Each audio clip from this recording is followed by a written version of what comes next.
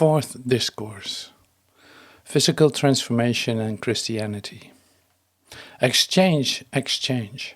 Exchange the yen for the dollar. We're out of gas, we're out of heat, we're out of food, we're out of fuel. We exist by exchange. What an astonishing notion. Exchange is what time is, if you would care to look at it. If there is distance between the cause and effect of things, that is what exchange is. It is the exchange of associate ideas, if you care to look at that. Survival is the accumulation of exchange.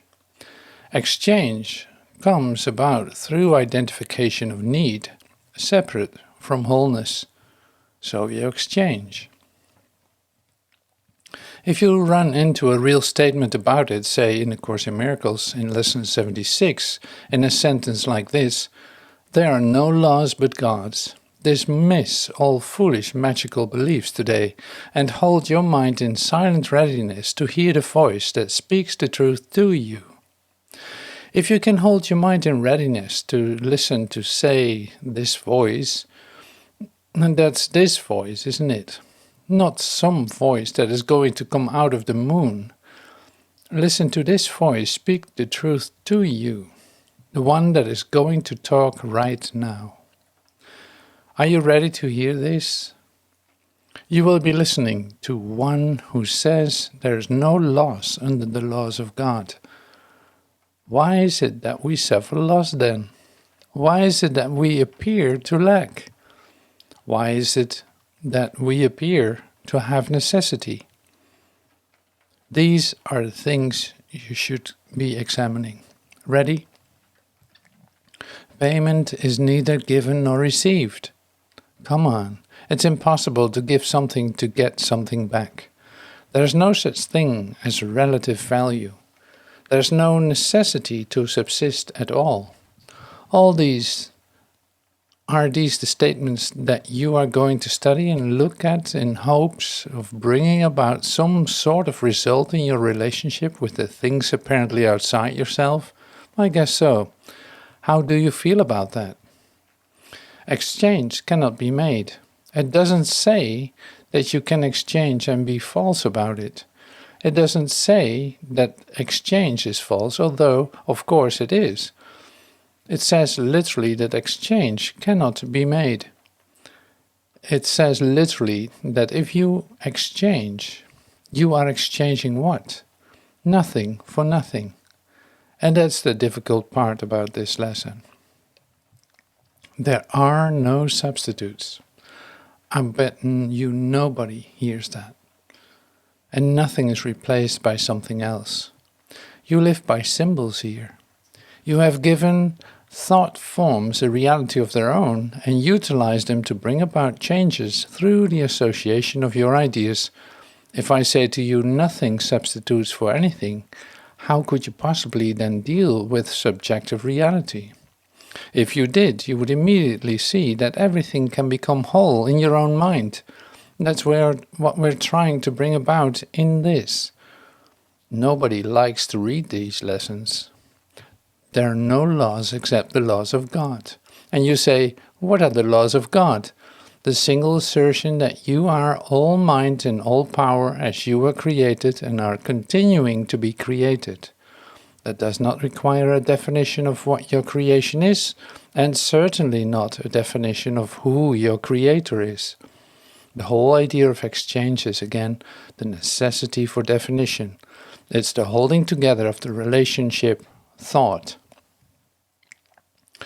There are no laws except the laws of God. This needs repeating over and over until you realize it applies to everything that you have made in opposition to the single wholeness of the universe.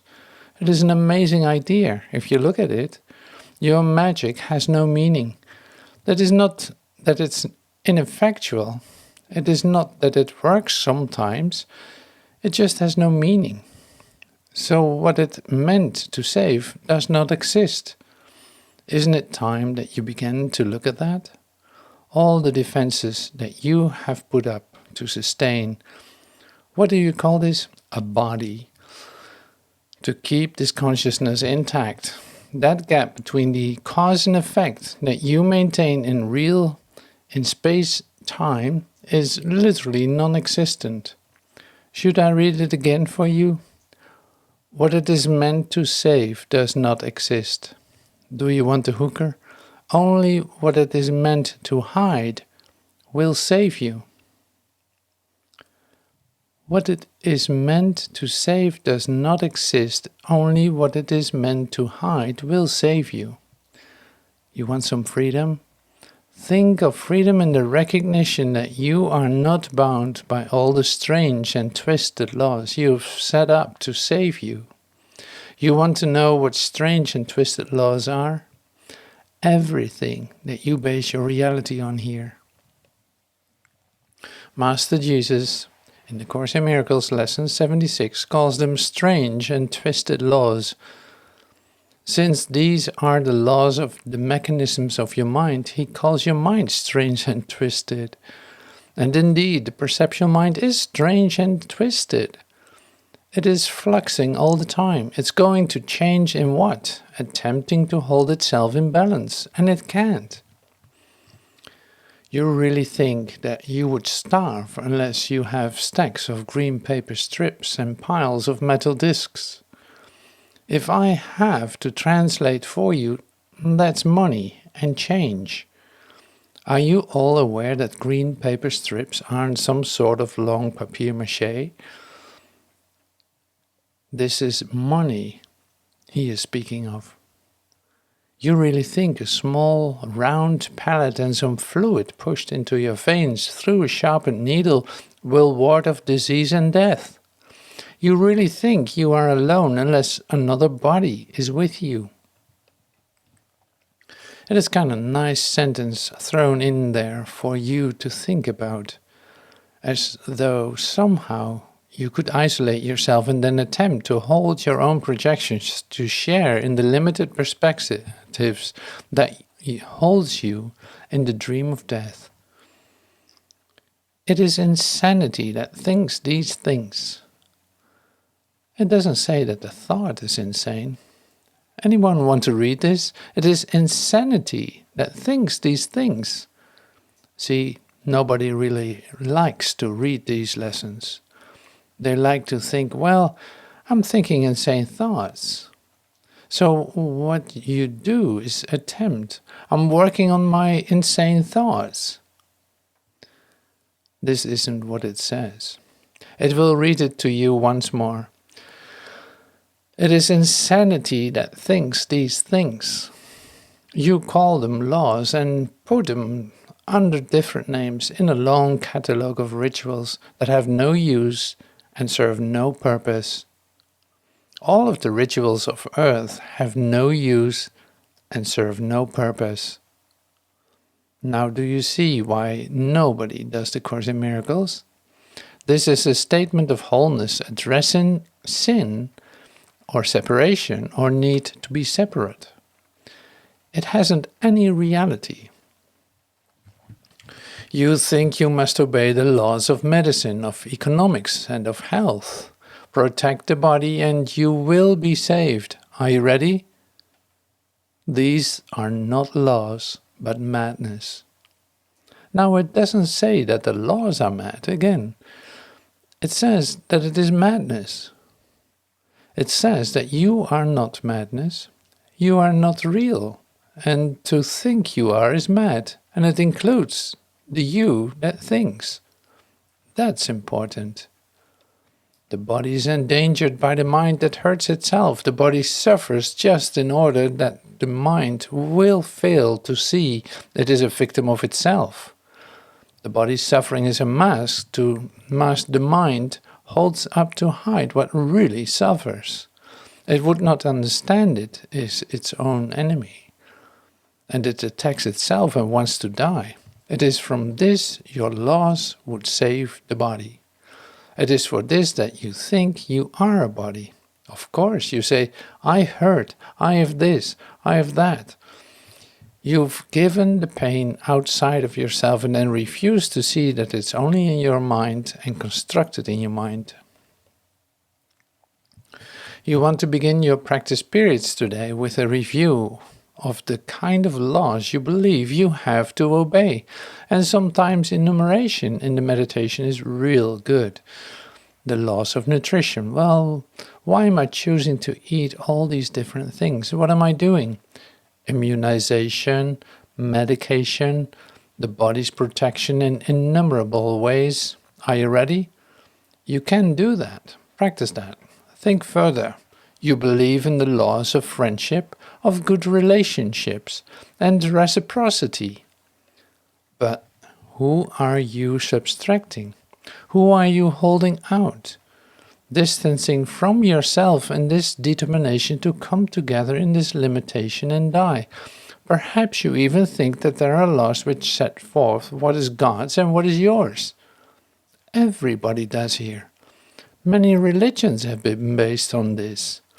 They would not save, but damn in heaven's name. They literally take the truth of God, express it, and condemn it through the power of their own observation and die. Yet they are no more strange than other laws you hold must be obeyed to make you safe. There are no laws but God's. Dismiss all foolish magical beliefs today and hold your mind in silent readiness to hear the voice that speaks the truth to you. I am under no laws but God's. That is an important thought. Lesson 77 says, I am entitled to miracles. We're not going to get into that today, but I want you to look at what you're doing every moment around here as you exchange. You have identified yourself in your own dream and exchange with your own thought system. You are independent of the real source and are utilizing the source of time, which finally depreciates, which finally is used up. You take the potential of your own karma memory in your own genetic memory and literally use it up, don't you? That is the second law of thermodynamics, that somehow, eventually, the universe will wind down because it started from totalness and is used. Actually, the universe is winding up.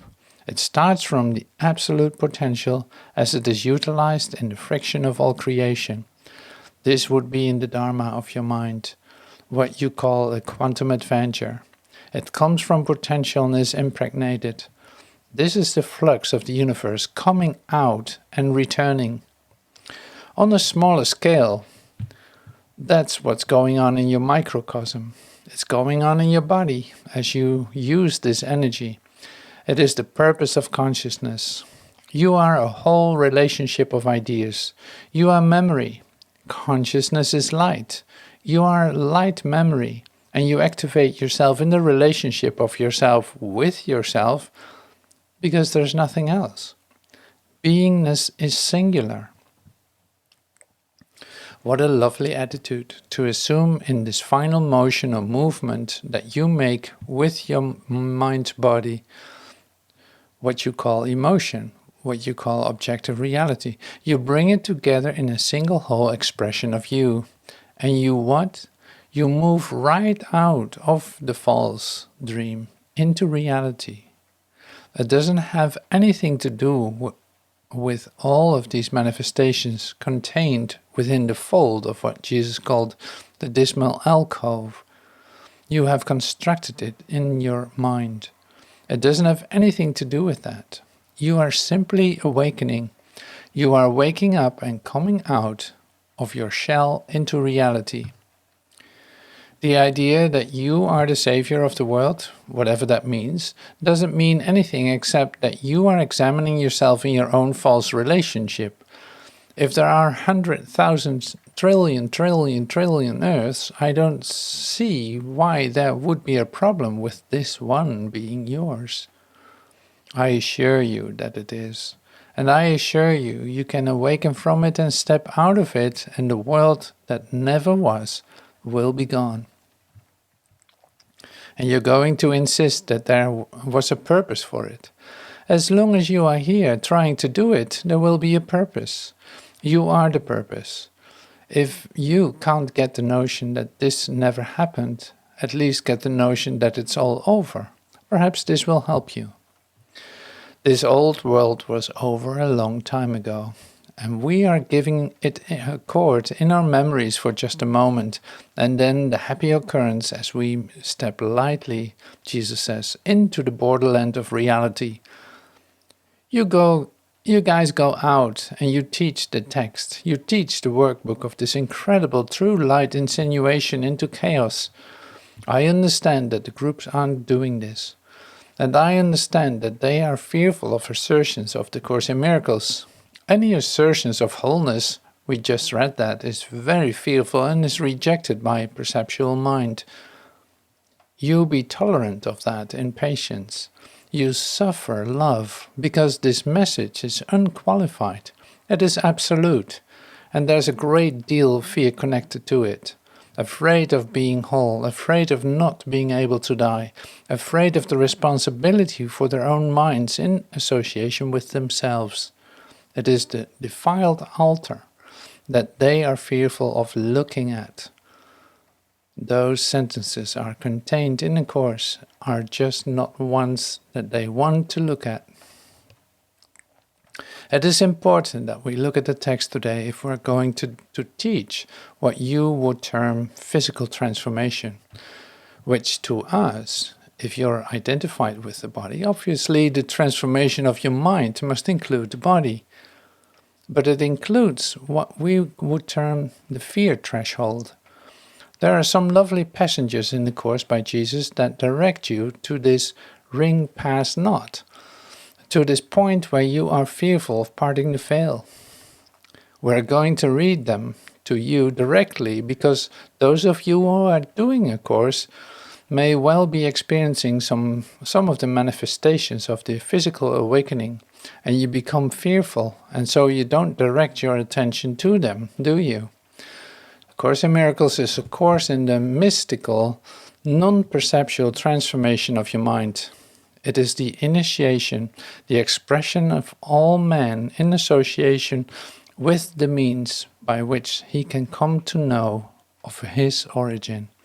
And it has been taught since the beginning of time because it has been experienced to some degree since the beginning of time, whether in the form of a shaman vision or description by Paul of Damascus experience.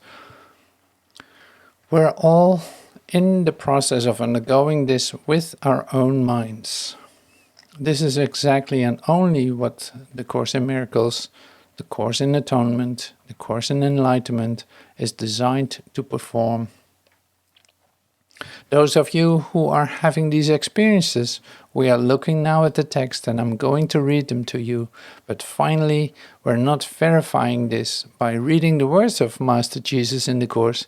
We are verifying them by the experiences themselves. This would not then be a bad definition of a miracle. If you begin to have these mind expansion experiences that are validated by the certainty that you are going to become one-eyed, that you are going to express Holy Spirit, you will seek them more and more. Finally, you will turn away from all the dreams of death that you have held before in the bondage of your own perceptual thought. Need you have then the physical experience? What you don't really see, those of you who are in the chaos, is that you are continually having the experiences. You are either translating the experience into some sort of disease, or at best you are utilizing it as some sort of innovative idea to hold you in the continuing re-illusionment of yourself. I'm saying if you will gather these together in an at-one-ment or in an atonement, through the admission of your own thoughts, they will become accumulatively transformative and bring about a physical change in your cellular relationship. Oh, dare we say that? Of course. That's why we teach the mystical experience of reality, the revelation, the enlightenment.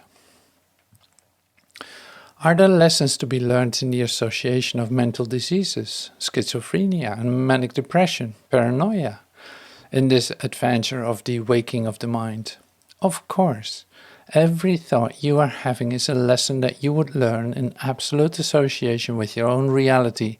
If you are indeed schizophrenic, as we would teach it, if you are two separate thoughts within yourself, the bringing together of those thoughts will appear to be an episode of re-identification of yourself, which will cause some conflict in your mind as it comes about.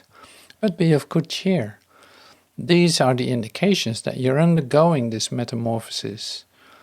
Through the admission of that, you will relax the tension of your determination to hold on to yourself and conflict.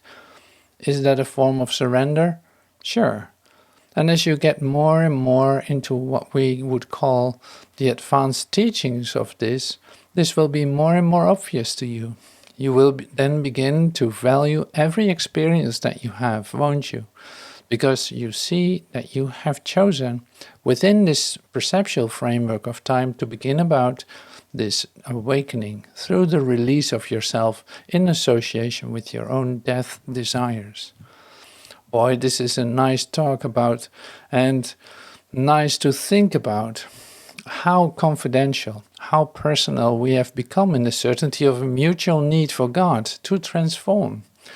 You are in a temporal, godless place where, when you begin to broach the subject with consciousnesses, they have defense mechanisms that will say, well, that's all well and good, but let's go not too far with that.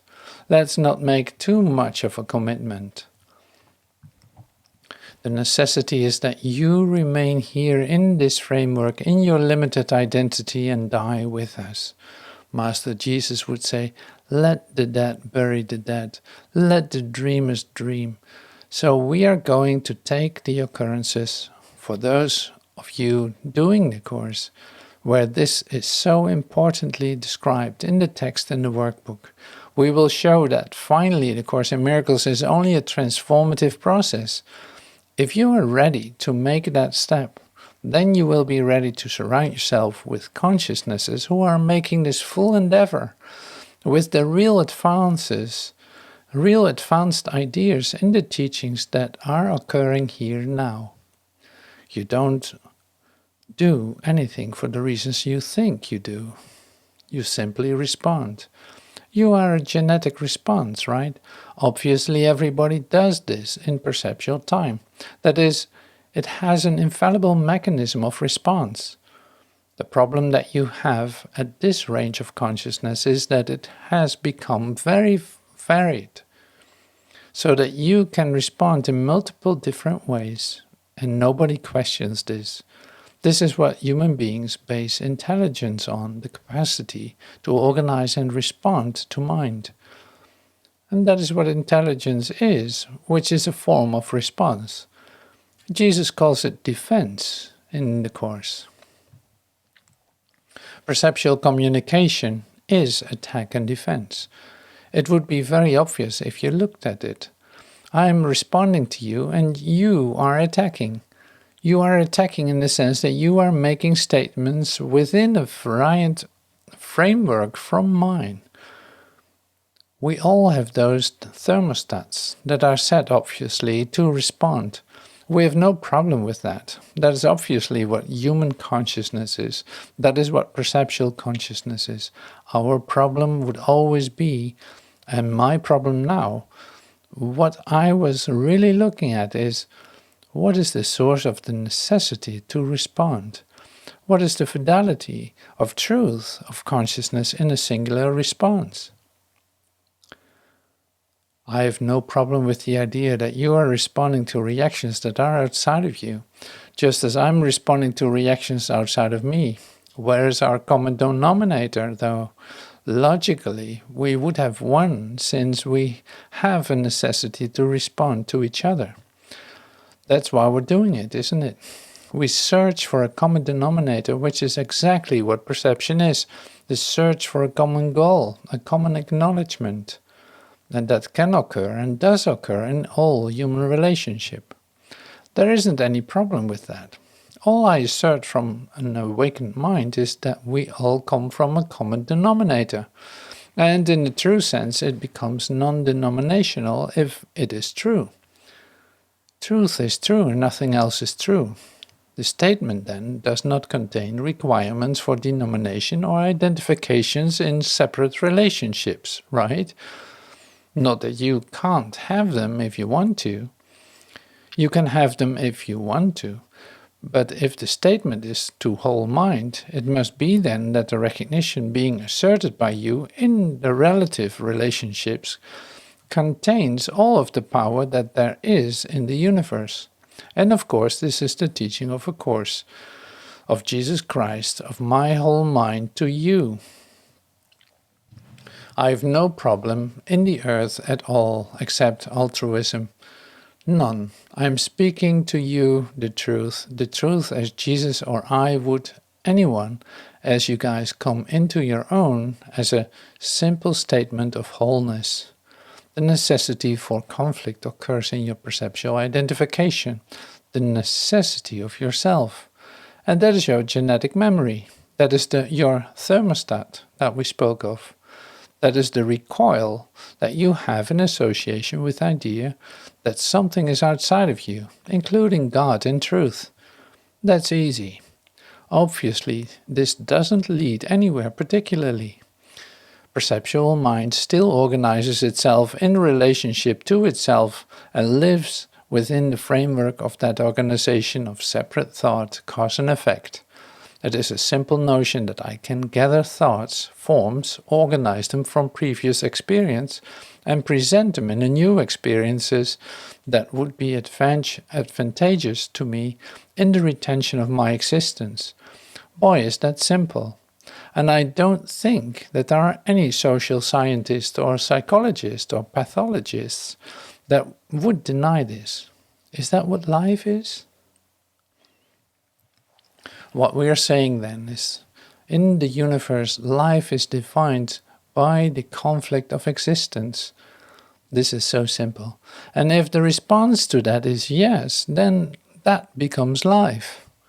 Obviously, then life is temporal, because if it exists, it's going to be terminated at some level. You make it last a long time. It is finally going to be gone. So really you live in a world of perceptual observation of yourself in association with other things and chaotic, continuing dissociations that occur with what you deal with at your own perceptual level where you are. That's a statement of life. It ends in the termination of you or your succumbing to the disease of the necessity for you to hold yourself in that attraction. Those of you who are determined that that is what life is are saying that life is defined by death. You're saying the only way that you can know that you are alive is because you are not dead, even though you don't know what being dead is. Now, if that doesn't seem peculiar for you, you can stop reading. You can stop reading and go away. You're obviously very successful in your pursuit of the perception of your existence in relationship with the things that are around you in this little mud ball. What do I care? Now, if you're still listening after that, I can make it a little tougher than that for you if you want me to. Obviously, you are very successful apparently, or not successful, however you're coaching it, in your opportunity to continue to exist in your own death and diseased framework. Why would we dispute that? If the consciousness is not experiencing the futility and the frustration of the necessity of the retention of the self, he is not interested in a message of divine whole revelation and truth, and he will only be interested to the direct degree that he is experiencing the frustration of the inevitability that everything he loves will desert him and he will become lonely. At most, he is going to die in his lover's arms, at best. At worst, he is going to be attacked and killed by his lover, who will slit his throat. All of the other things that go with the imaginations of attack and defense occur within the existence framework. If he is determined to muddle through on that until he dies, obviously he will do it. Is that it then? Here's the difficulty. He may protest that it is not. Yet he does not possess in his perceptual relationship the capacity for the admission of a single uncompromising truth. He can't do it because it is a loss of personal identity, which he would term existence, the ego, the self that exists apart from other selves. Since that is a closed system, from the idea of a single wholeness, and the power of the retention of the limitation is possessed by the consciousness, since there is only a single power. Our method of presenting that, then, wholly in the consciousness, is to direct him to the power of his own mind in relationship to the things that are about him. That's what A Course in Miracles is. To the direct extent that he is willing to acknowledge that he is, then what? The cause of what he perceives. He will redirect his mind into an attitude of beneficence that affords him peace and comfort. He will finally realize that his whole mind is absolutely responsible for it. Now we're teaching directly from A Course in Miracles or from my whole mind. If you want to consider me to have a whole mind, and I assure you I do, although it's very hard for you to see that. Of course, you don't see the Course either. So what's the difference? I'm just presenting to you what it says, or what it is. What will he do? He will shorten the apparent perceptual distance between his cause and effect, or the thought forms that he has organized within his genetic relationship. Jesus calls this the atonement or the at-one-ment. He then presents to an image that is outside of him, who shares with him the certainty of the individual truth of their imagery, even though they really don't communicate. They acknowledge it. This then becomes a relationship of commitment to a single wholeness. This is Christianity in its tightening sense. Then the only ingredients that need to be added to all of what I have said in the philosophy of the teaching of the psychology of the necessity for the maturation of the mind through a transformation, and then he'll become whole and singular. So now we are teaching individual singular transformation, which is what Christianity is. That you need to change your mind, and that can come about, that you can have a whole mind through the relinquishment of perceptions of the false mind that are the evil or the devil or the sin that you have organized about you and proclaimed to be your reality. From any reasonable standpoint, that is nonsense. Certainly, life based on earth at best would be horrendous. Yet you tolerate it here every moment. You will say, gee, that's okay, I'm going to die. This is what I mean by until you feel this pain. Am I a step ahead of you in my mind? As I've told you many times, it is because I felt the pain more intensely and the fear more directly in association with my ultimate demise. When you come to know that, you will go into your life-death modality, where you will keep looking at it in every moment, so that you can step out of time as you bring your past and future together. See how easy that is? The Course will be replete with the declarations that perception cannot tolerate wholeness. That's a fact, because it will lose itself if it proclaims wholeness outside of itself. It literally attacks the concept of God, because God is an idea. But perception will finally attack it and degrade it by its necessity to judge it at all. Do you understand that? In other words, it obviously has a necessity to attempt to judge wholeness, where if it judges it to be whole, in truth and love, unqualifyingly, it would immediately lose its own sense of judgment and become that which it is judging. This is the teaching. Now, in the psychology, obviously, you end up with a non-judgmental wholeness. You end up with God, who is totally just in the certainty of your own perfection. That obviously is not tolerable to the conceptual mind, which is basing its reality on the negativity or death, or the possibility of an attack. It's silly. Now, if I present you with this altruistically, in the certain knowledge that my mind has been transformed, you will attack me. Not because you are attacking me individually, but because you are attacking God in the notion of a wholeness which would dissolve the conflictual perception which constitutes earth, which is in your own mind, which is the dream and not real. Did I say all of the teachings of Jesus in that sentence? That is the teaching. Just in case somebody wanted to lay this out. There's a lot of fandangling going on out there in the perceptual evaluation of high truths, low truths, relationships. It's all nonsense because none of it could be real. And that is the statement. What isn't real in heaven isn't real. What is heaven? Wholeness, certainty of single source. That moment when you cross the bridge to your own reality, you feel responsible for your actions here, and you, in what you call love, act accordingly in order that everything within your own mind can die with you.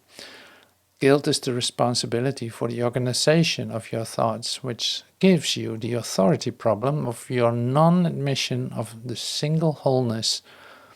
Innocence is heaven. Non-guilt is heaven. What is its opposite? Hell. I will do it for you. This is the course. Obviously, if you organize your thoughts, you will assume responsibility. You will be guilty for them. Eventually, you call it sinful, be separate, and be in hell. And that's why this is hell. But it's not real. So you have no necessity to judge your hell in relationship with heaven. Be thankful. You don't have to worry about conflicting forces. It will always be between you and the truth. That's simple.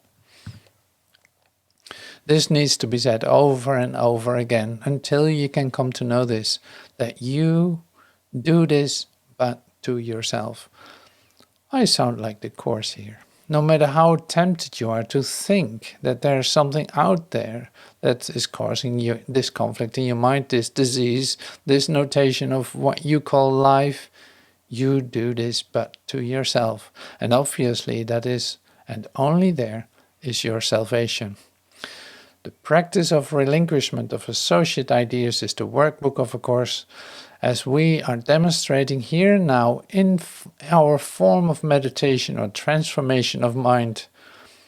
Through the use of refined thought forms, new life forms, we move into the mystical now, which perception denies. Jesus calls it miracle. He says flat out, and we teach flat out, that if you will change your mind, everything around you will change. And that has nothing to do with whether you observe it as changing or not. And that's a tough lesson. It's a high truth, yes, of course. In fact, it's the observation of the change more than momentarily that continues to hold you in the bondage of the magic, or Jesus calls it the temptation to retain your own power of mind in limitation. Then you get into the beautiful sentences like, if you choose, you can depart the earth right now in a blaze of light. This is all in the Course, of course. Why wouldn't you, if all powers of your mind, your admission of the decision to stay here simply constitutes the remaining necessity of your own memory of time, or the distance that continues between your cause and effect mind, which is what time is. Remember our assertion that time lasted but a moment. That's the 3 days. That's the going out and the coming back. That is the time it took for the response of the disclaimer of the claim of separation, which never happened and isn't true. If that's too little too difficult for you, I don't care. You are still caught in your own mind and handle it any way you want. I tell you that you are in a gap between the apparent occurrence and the apparent solution. That is what time is. Do anything you want with it. Obviously, you could live in it for 1,000,000 years or for a moment. Time has to be finally an invention. Why? Because it has a beginning and an end that's apparent within the structure of the linear associations of ideas. For goodness sake. If it is an invention, it's either your invention or somebody else's. If it is somebody else's, somebody is inventing you and dreaming you in their dream. That's crazy. That will really cause you frustration. And you may do that. And you may trouble death heaven with your bootless cries. And you can make all the sacrifices you want to this apparent power that is asserting itself on you. My teaching is for you to wake up and see that you're causing it to yourself. For goodness sake. Do you have that? Is that clear in your mind? The ancient mariner, is that there, in there? So this ancient mariner, with grey beard and glistering eye, why stoppeth thou me? When you recall that you slay the albatross, you are in a constant need for repentance. You have the obligation as a savior to continue to present this message to you, right? You wind up with water, water everywhere, and all the boards did shrink, water, water everywhere, and not a drop to drink. Of course not. Coleridge is very mystical, lovely. Your minds now, as they become whole, are beginning to take all of these lovely allegories and bring them into the parables of the truth of the passion of you in association with your own revelation. And that includes the crucifixion and Gethsemane and the garden and Bethlehem, Joseph with a coat of many colors deciding through the auspices of Moses to cross the desert, and to the mind and Jerusalem, which is, oh boy, is this getting good. All we are teaching is taking your whole self and all the ideas that you have and bring them into this new range of admission that their designation is only the recognition of yourself in relationship with yourself. You can do that. That's very nice. The statement is of our individual certainties that our individual communion with truth and transformation is possible. That's a holy relationship, because there would be no question then of any of the directions that occur in what we do here. It has nothing to do with our individual relationships. Nothing. We have accorded them individually any reality that they have. Master Jesus teaches it directly that there is no communication going on here, that everyone communicates with their own fantasy. See how easy it becomes now? Through that admission you can form very high associations and declarations of the determination to find this truth, and that is what is being addressed here. We're carrying this message abroad and using these thoughts of this new range of singularity. Our certainty is now reflected in the glory and the light of your mind and the truth of you and your determination to bring this about. It does require a certain temerity, a certain tenacity, determination, as you express it, to put up with the uncompromising declarations of an awakened mind. Somewhere within your genetic memory there is an instruction. This is lovely in the Course. Jesus would teach it, and I will teach it this way. Somewhere, obviously, within your memory is the instruction of your awakening at this time. In the Course, time is a sleight of hand, lesson 158. Everything that you do, obviously, has already been done because time is over. Yet it appears that you are doing it sequentially. Therefore, the moment of your transformation, since it is already over, occurs the moment that you decide it is going to occur and did occur at that time. These are nice teachings. It's getting a little more esoteric. It did occur, and you are gone from here, and this is not real. Now, that can make you feel real good or sort of suspicious. More likely, it will make you feel fearful. When you are fearful, you are the fear, all the fear there is. This is a fearful place. You cannot lose any more than you have lost, because your single loss was all the loss that there was. So don't be afraid, fear not. For behold, I bring you good tidings of a great joy of the Christ being born in you. In the city of David, in your own memory, is a Savior who is Christ the Lord. We would do a very lovely Christmas talk on the revelations of the Christ in your own psychology, in your own physiology. Wouldn't that be nice? That is what it is, isn't it? Transformation. What a lovely notation. Transformation is not talking about it. It is what is occurring now as you, in the privacy of your own relationship with yourself, share the energy of this reach to light. Allow all of the images that enter and flow through your mind now to remind you in humility. There is a power in the universe that is and has asserted itself against your puny defenses, so the relaxation of your guard will flood you with your own reality. Amazing, but you are asleep. Let's try that. Up and out.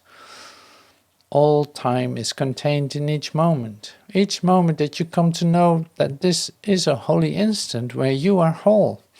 All of your other sequential thinking, bringing your past in and bringing it into the future, simply covered this now that you are being presented with.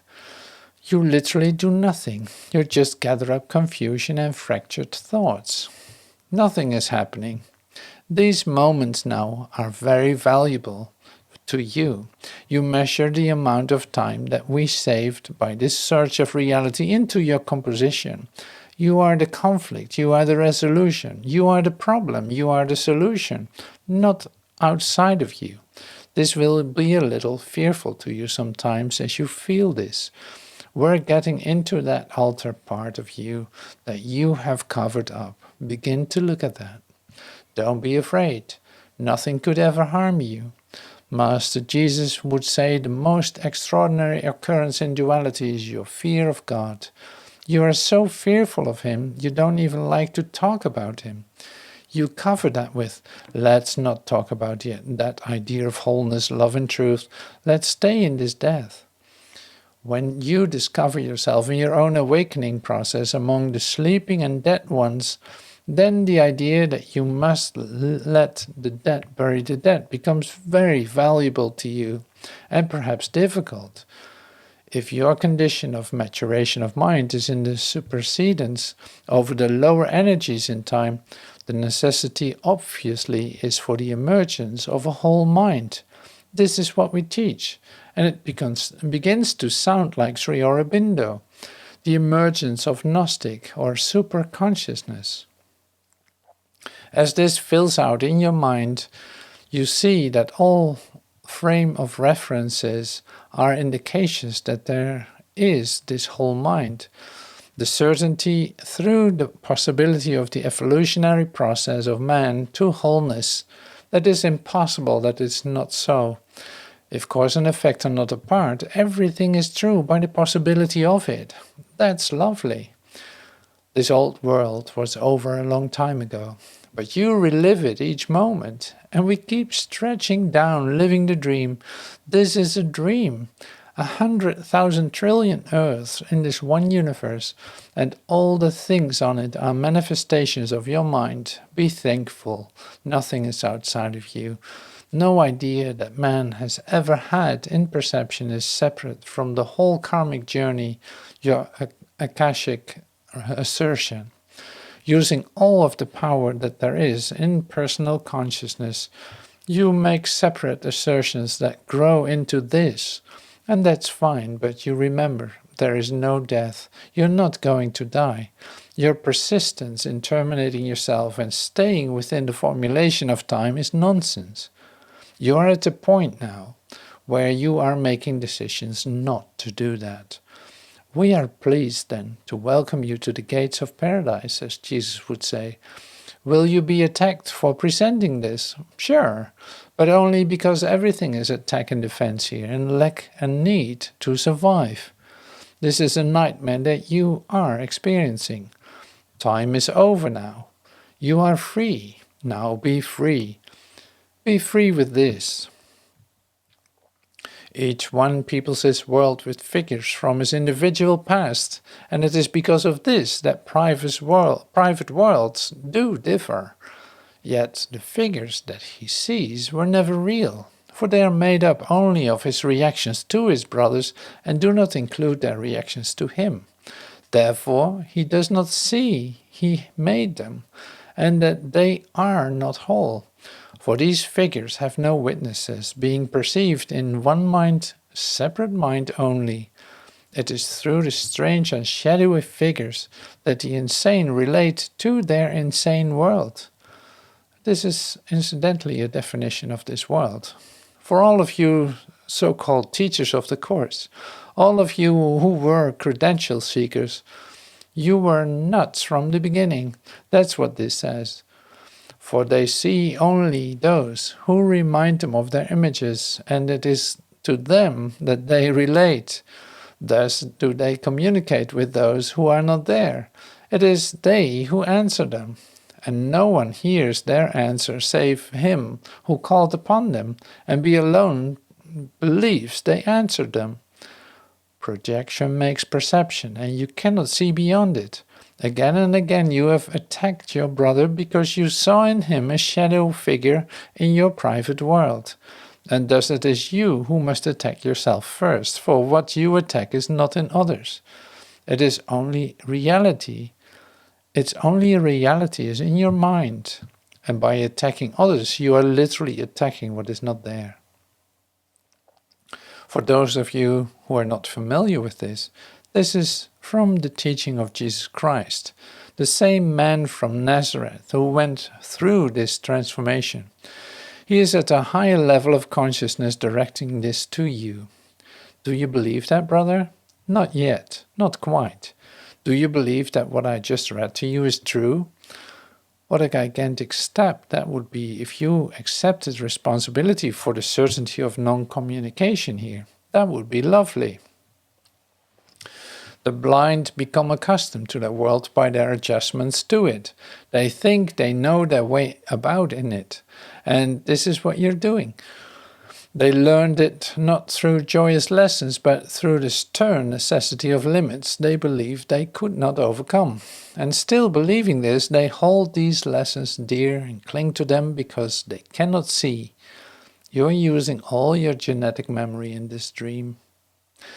They do not understand the lessons keep them blind. This they do not believe, and so they keep the world they learn to see in their imagination, believing that their choice is what, that or nothing. They hate the world they learned through pain, and everything they think is in it serves to remind them that they are incomplete and bitterly deprived. Thus they define their life where they live, adjusting to it as they think they must. Of course they are. Afraid to lose the little that they have, and so it is with all who see the body as all they have, and all their brothers have. Listen, they try to teach each other, and they fail and fail again, and they adjust to loneliness, believing that to keep the body is to save the little that they have. Listen, and try to think if you remember what we will speak of now. The lovely mysticism of the Course emerges here. All of our teaching in regard to the possibility of a new reach of consciousness occurred in these next sentences. I'll let you read them to yourself. They are on page 416, 417 of the text of the Course.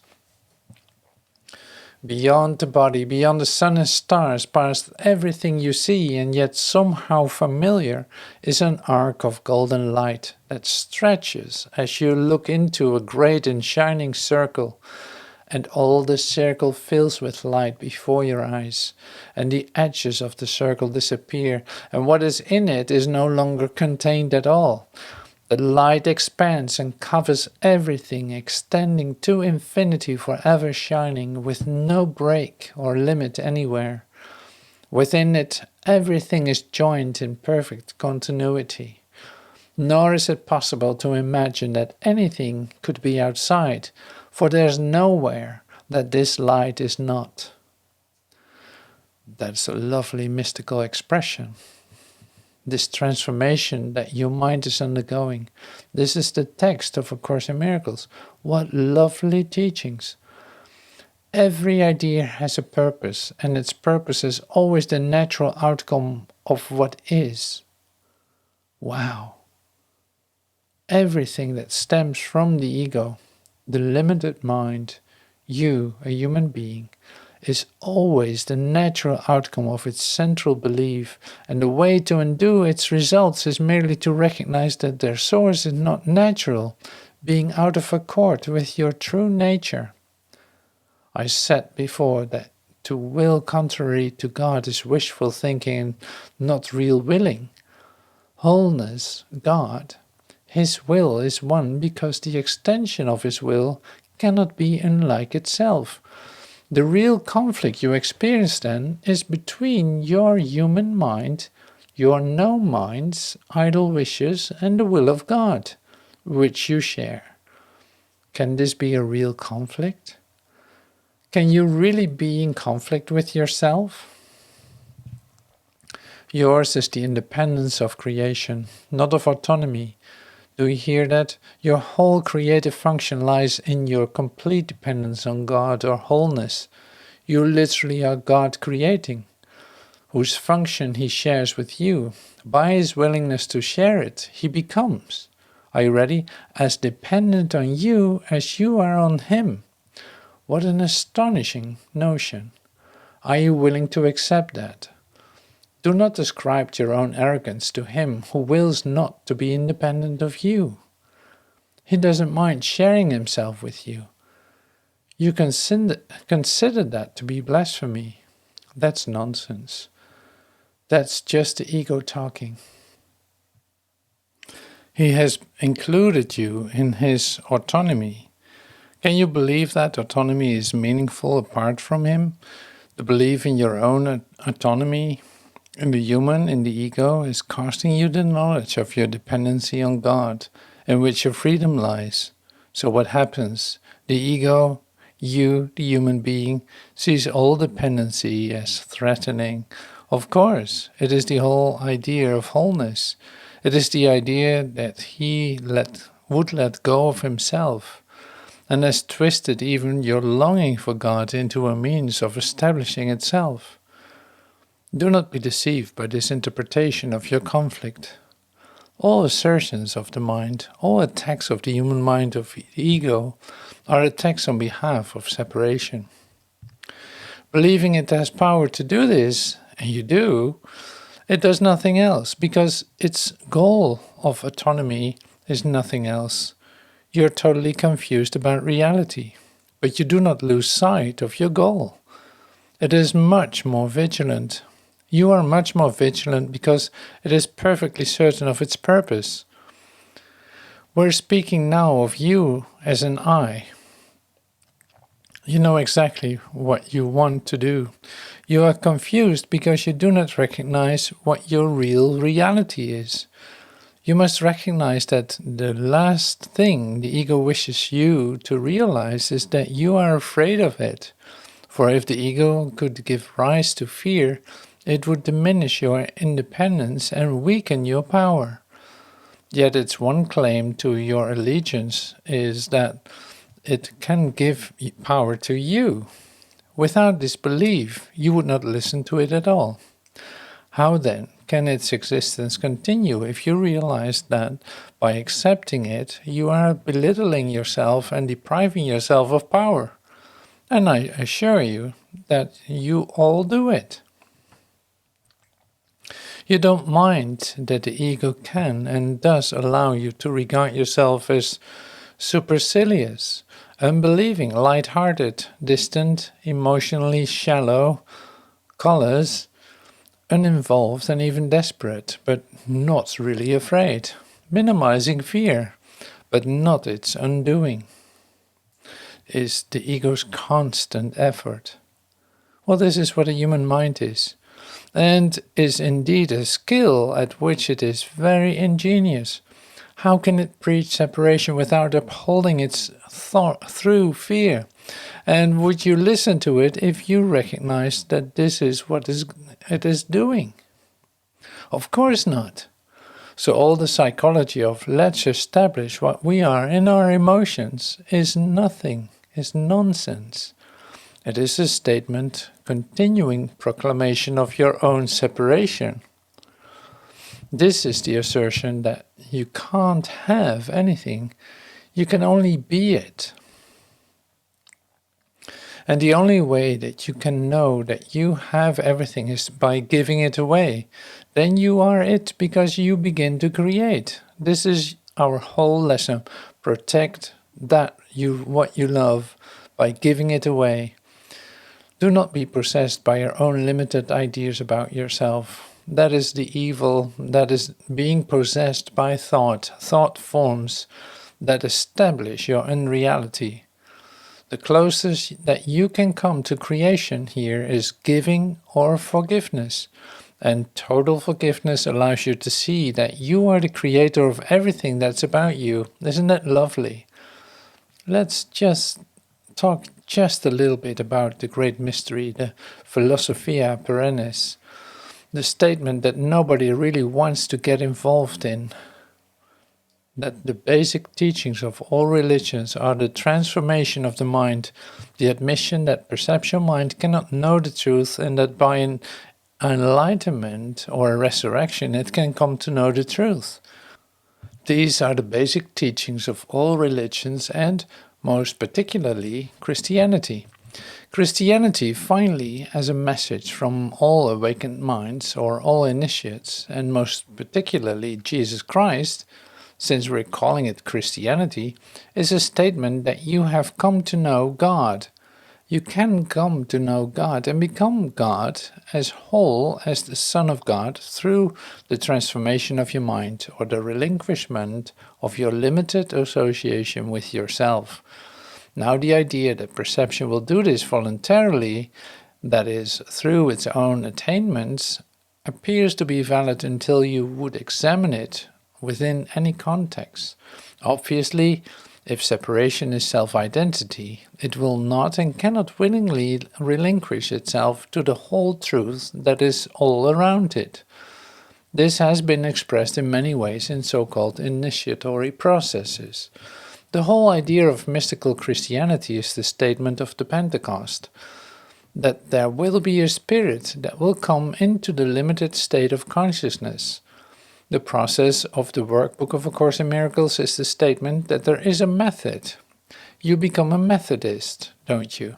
There's a method in which you can bring about this change in your mind. It is very important that you can see at this point that we will teach to it just a moment that you are very fearful of this occurring, because this is very simply a statement of the death of yourself and brings about the assertion, "Know ye not, ye must be born again." John 3:3. And to be born again, of course, you must die. The lovely parable that is in Matthew that nobody really understands is a direct indication of the premature awakening of all energies in physical transformation that the Eastern traditions call Kundalini, or the waking of the centers in your body. And a lot of Christians have turned to physical awakenings as found in the Eastern traditions, without really examining the incredible wealth of information concerning the mystical experience and subsequent transformation that is in all of Christianity and axiomatically denied by established Christianity.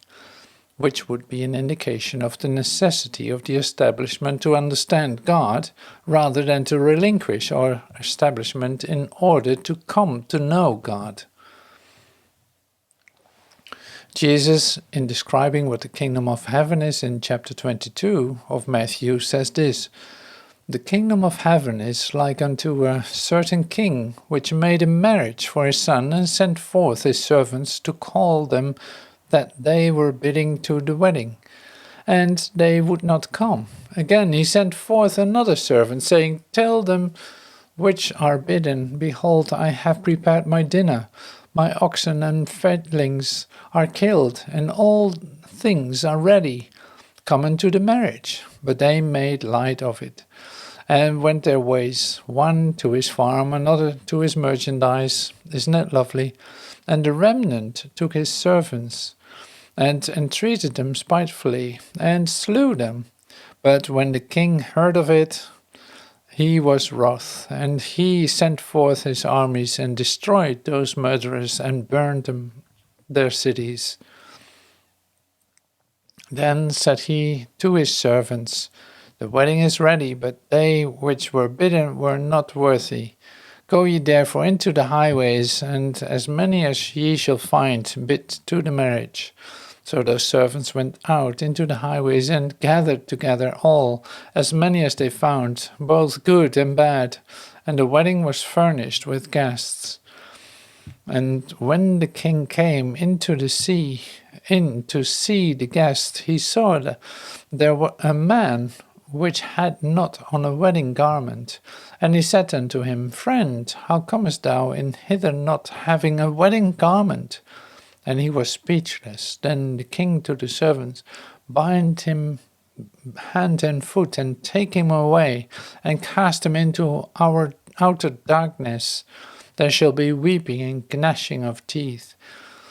For many are called, but few are chosen."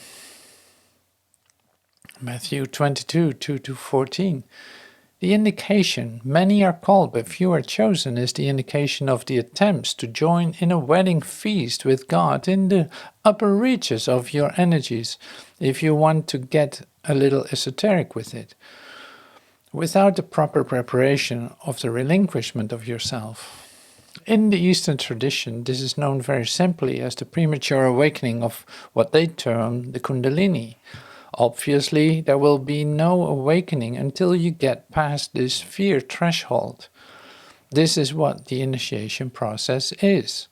Jesus in the Course deals with it very, very thoroughly in some of the statements that he makes, particularly in regard to the fourth obstacle to peace, the fear of God.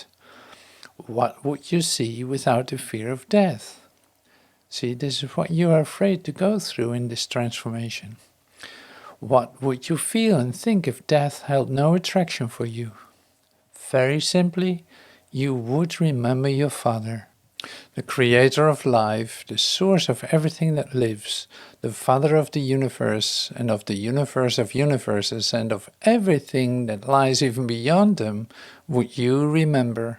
And as this memory rises in your mind, peace must still surmount a final obstacle, after which is salvation completed, and the Son of God entirely restored to sanity. For here your world does end. Are you ready? The fourth obstacle. This is physical now, in your meditations.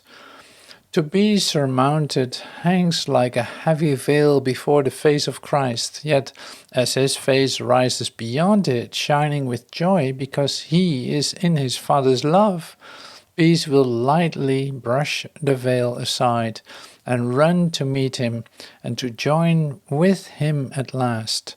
For this dark veil, which seems to make the face of Christ himself like to a leper's, and the bright rays of his Father's love that light his face with glory appear as streams of blood, fades in the blazing light beyond it when the fear of death is gone.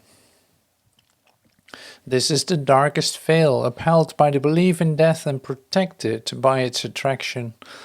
The dedication to death and to its sovereignty is but the solemn vow, the promise made in secret, to the known mind, never to lift this veil. Listen, not to approach it, not even to suspect that it is there. This is the secret bargain made with the ego to keep what lies beyond the veil forever blotted out and unremembered. Here is your promise never to allow union to call you out of separation, the great amnesia in which the memory of God seems quite forgotten, the cleavage of yourself from you, the fear of God, the final step in your dissociation. Now suddenly you are in this meditation, this thing is happening to you, and you have been practicing service to your brothers in love, and you have been giving up, and you begin detaching, and you have been doing the course, and you have been quiet, and now suddenly it happens. And the appeal of death is lost forever as love's attraction stirs and calls to you. From beyond each of the obstacles of love, love itself has called, and each has been surmounted by the power of attraction of what lies beyond. Your wanting fear seemed to be holding them in place, yet when you heard the voice of love beyond them, you answered and they disappeared. Now you listen to what happens to you in this moment. This is a little Gethsemane here. And now you stand in terror before you what you swore never to look upon. Your eyes look down, remembering your promise to your friends. These are the consciousnesses around you, the other human beings, your thought forms. The loveliness of sin, the delicate appeal of guilt, the holy waxen image of death, and the fear of vengeance of the ego you swore in blood not to desert. And all rise and bid you not to raise your eyes, for you realize that if you look on this and let the veil be lifted, they will be gone forever. All of your friends, your protectors, and your home will vanish. Nothing that you remember now will you remember. No wonder you are afraid. Perceptual consciousness afraid to do this, isn't it?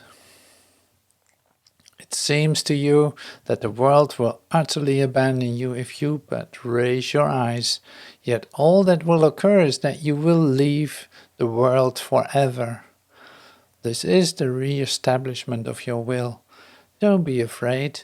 Look upon it open-eyed, and you will never more believe that you are at the mercy of things beyond you, forces you cannot control, and thoughts that can come to you against your will. It is your will to look on this, no mad desire, no trivial impulse to forget again, no stab of fear, nor the cold sweat of seeming death can stand against your will. For what attracts you from beyond the veil is also deep within you, unseparated from it and completely at one with it. Now looking ahead just for a moment in the lifting of the veil, no one can look upon the fear of God unterrified unless he has accepted the atonement and learned illusions are not real. No one can stand before this obstacle alone, for he could not have reached this far unless his brother walked beside him. And no one would dare to look on it without complete forgiveness of his brother in his heart. Now you must come to this spot in your meditations. This is the teaching of transformation. You remember this, the sole purpose of any spiritual teaching, the sole purpose, obviously, of the Course in Miracles, is to bring about this transformation of your mind. You begin with the premise that you are very fearful of doing it because this is a place of fear. Stand you here a while and tremble not. You will be ready. Let us join together in a holy instant, here in this place where the purpose given in the holy instant has led you. And let us join in faith that He who brought us here together will offer you the innocence you need. And you will accept it for my love and for His. Ready? Nor is it possible to look upon this too soon. This is the place to which everyone must come when he is ready. And we're going to speed up some time here, dear teacher, and tell you that you can be ready for this transformation of your mind if you choose to be. You can begin right now. You can be ready right now. Is this going to involve the abandonment of yourself in your own meditation? Sure. To look upon the fear of God does need some preparation. Only the sane can look on stark insanity and raving madness with pity and compassion, but not with fear. For only if they share in it does it seem fearful. And you do share in it until you look on your brother with perfect faith and love and tenderness. Before complete forgiveness, you still stand unforgiving. You are afraid of God because you fear your brother. Those you do not forgive, you fear. And no one reaches love with fear beside him. The important indication now for you to see in this teaching is the necessity for this transformation, this illumination to be brought about in your mind. This is pure teaching of Christianity. All the secret societies, all of the masonry of the Rosicrucians, all of the Knight Templars, the Brothers of the Free Spirit, all of the high Gnostic teachings, all of the directions will be to this admission of your union with God through prayer, through transformation. That is what we have come here to teach, because this is what has come about in us, and we present it to you in its truth now. This is a place of transformation, and you are beginning to feel these stirrings now. Perhaps you will want to contact us. Certainly, if you have been doing A Course in Miracles with these other pursuits, somewhere within you, you are feeling the necessity to complete your transformation process. Hope you will join us. Thank you, brother. One of the consciousnesses inquired, where in the Christian tradition are the references to the Kundalini awakening or the 7 centers of the body? The whole Apocalypse, the whole revelatory statement of the final book of the New Testament in the declarations of Kundalini awakenings. It is associated glandularly with the churches as are presented in the esoteric teachings, which were well presented by the mystic scribe Edgar Cayce. I don't think there's any question in the mystical Christian circles that the apocalypse is this. The breaking of the seal, the 7 seals, are all directly connected to the physical awakening as the association, for example, of the helix in the genetic code with the I Ching. Where does this begin? Where does this end? Nowhere. If you remember that your sole purpose here now in this awakening of your mind is to remember who you are. As this energy comes into you more and more, everything that you do will become a parable and finally will reach a higher and higher state. You will discover that you have indeed been dreaming, and as you let go of fear and begin to love, your service in love will become more evident. One of the great teachings of all traditions to awaken the energy must serve. You must serve. Jesus teaches it as forgiveness, that you must give yourself away to be free, to detach, to go through this fear threshold. Through this surrender and abandonment, your mind will expand to the reality of you. Remember, this is your transformation individually.